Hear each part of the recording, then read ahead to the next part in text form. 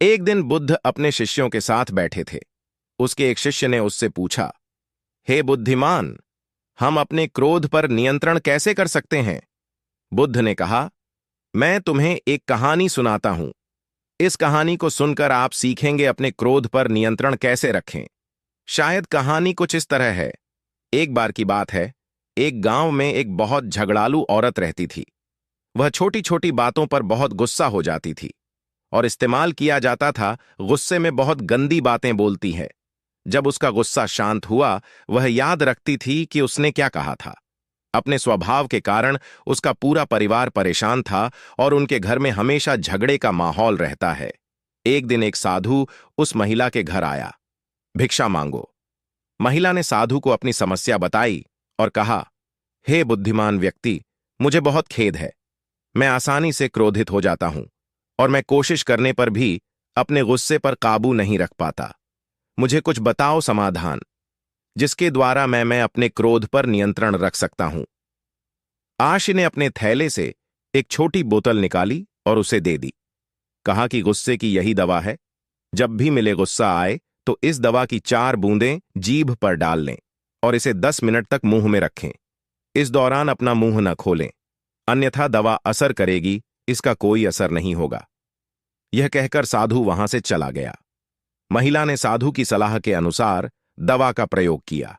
केवल 7 दिनों में उसकी क्रोध की आदत समाप्त हो गई। 7 दिन बाद जब साधु फिर अपने घर आया तो महिला ने उसे उसके पैरों पर गिरकर बोले, हे बुद्धिमान, आपकी दवा ने मेरे लिए चमत्कार कर दिया है। अब मैं गुस्सा नहीं करता और मेरा एक परिवार में भी शांति का वातावरण बना रहे।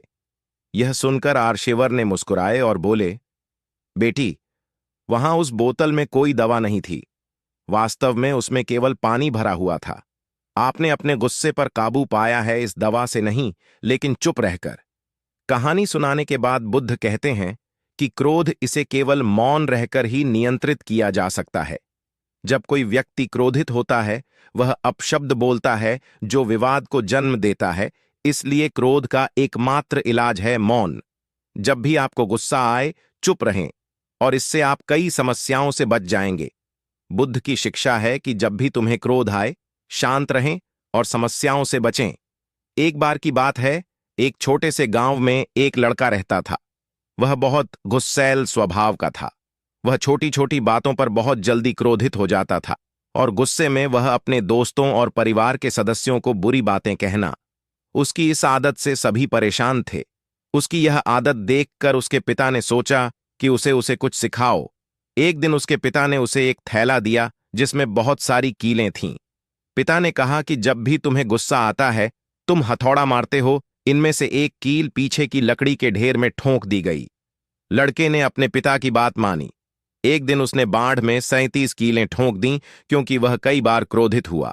धीरे धीरे हर दिन उसने बाढ़ के दौरान कम कीलें ठोंकना शुरू कर दिया, क्योंकि वह समझने लगा कि अपने क्रोध पर नियंत्रण करना आसान है। कुछ समय बाद एक दिन ऐसा आया जब उसने एक भी कील नहीं ठोकी। वह खुश होकर अपने पिता के पास गया और उन्हें यह बात बताई। उन्हें बधाई दी और कहा कि अब हर उस दिन के लिए जब आप क्रोधित नहीं होते, बाढ़ से एक कील हटाओ। लड़का उसने भी वैसा ही किया। कुछ ही दिनों में वह उसने सारी कीलें निकाल दी और फिर खुशी खुशी अपने पिता के पास गया। उसके पिता उसे बाढ़ से बाहर ले आए।